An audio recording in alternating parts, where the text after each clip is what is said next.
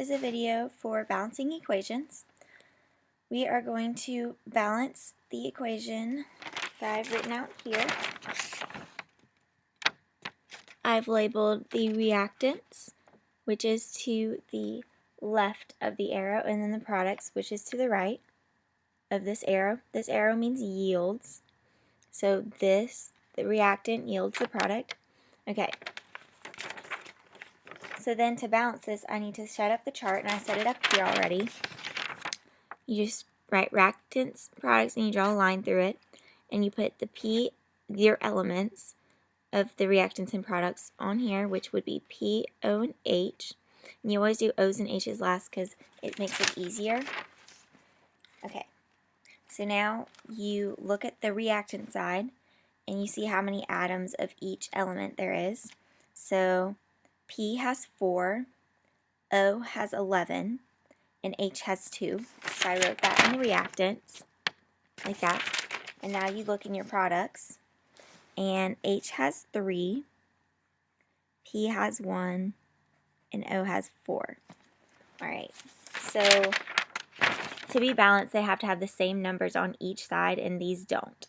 So it's not balanced yet. And so our job is to balance it. Alright, and you just use trial and error. So you want to get 4 P's on the product side. So I'm going to put a 4 in front of the product, like this. I put a 4 in front of the H, which is the product. Okay? So by doing that, I have to distribute the 4 to all of those elements. So that changes the H to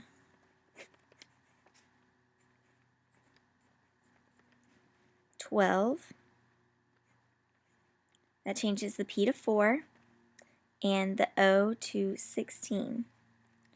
Alright, so now I have P's balanced, and then the O's and H's still are not balanced.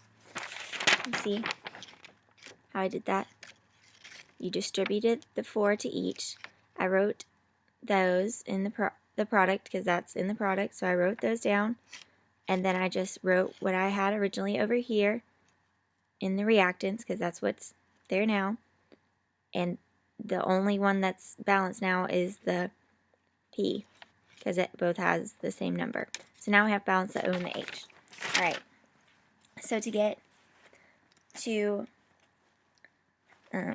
16 elements of O, I am going to put a 6 in front of the H2O on the reactant side, because if you add 6 O's to the original 10 O's, you get 16, and then the 6 times 2 in the H would be 12.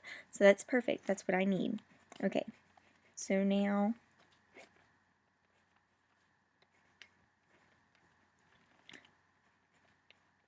I'm going to distribute the 6 right here.